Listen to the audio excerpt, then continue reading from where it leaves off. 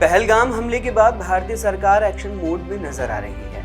बेसरन घाटी में हुए नरसंहार के बाद पड़ोसी मुल्क पाकिस्तान के खिलाफ केंद्र सरकार ने कई बड़े फैसले लिए हैं, जिसमें एक फैसला है सभी पाकिस्तानी नागरिकों को 48 घंटे में भारत छोड़ने का आदेश।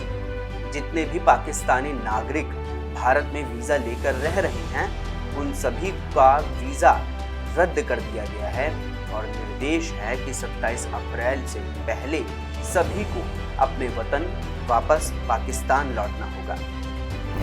अगर 26 अप्रैल की रात तक भारत में रह रहे पड़ोसी मुल्क के नागरिक खुद से देश छोड़कर नहीं जाते तो 27 अप्रैल की सुबह स्थानीय पुलिस खुद उन सभी को बसों में ठूंसकर अटारी बॉर्डर पर छोड़ी।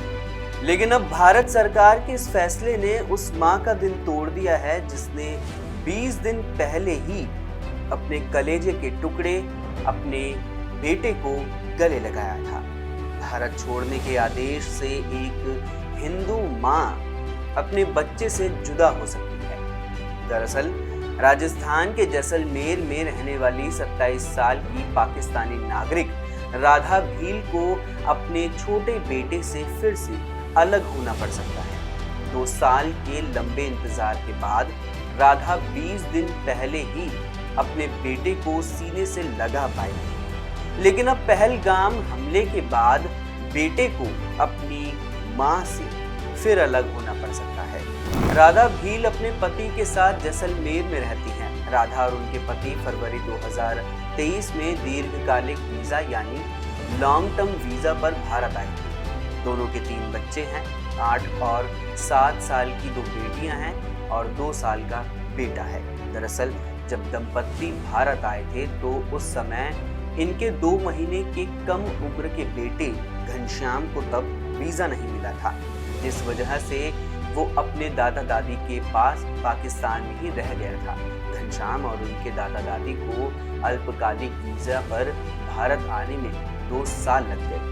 घनश्याम अपने दादा दादी के साथ 6 अप्रैल को ही भारत लौटा है और अब वापस पाकिस्तान जाने की नौबत आ गई है। इस बारे में मीडिया से बात करते हुए राधा कहती हैं, मैंने अपने बच्चे को बाहों में लेने के लिए 2 साल तक का इंतजार किया, लेकिन एक बार फिर उससे अलग होना पड़ेगा।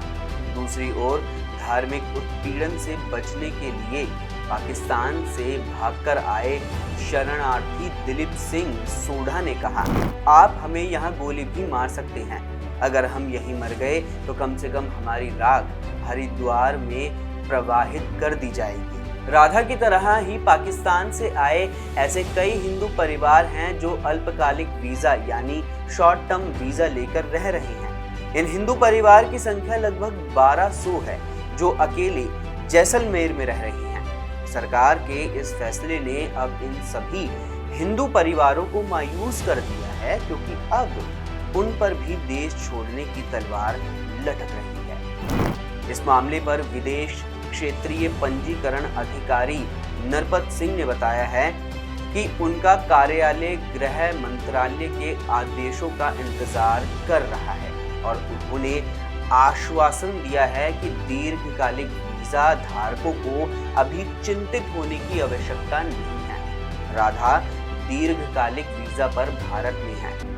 अब देखना होगा कि क्या एक बार फिर से उस मासूम को अपनी मां से जुदा होना पड़ेगा, जिसकी मां ने 2 साल का इंतजार किया था अपने लाडले को बाहों में लेने के लिए। इस खबर में फिलहाल इतना ही। आप बने रहिए हिंद फर्स्ट के साथ। इस तरह की और वीडियोस देखने के लिए हमारे YouTube चैनल को सब्सक्राइब करें, बेल आइकन दबाना ना भूलें। यदि आप हमारा ये वीडियो Facebook पर देख रहे हैं तो पेज को लाइक और फॉलो जरूर करें।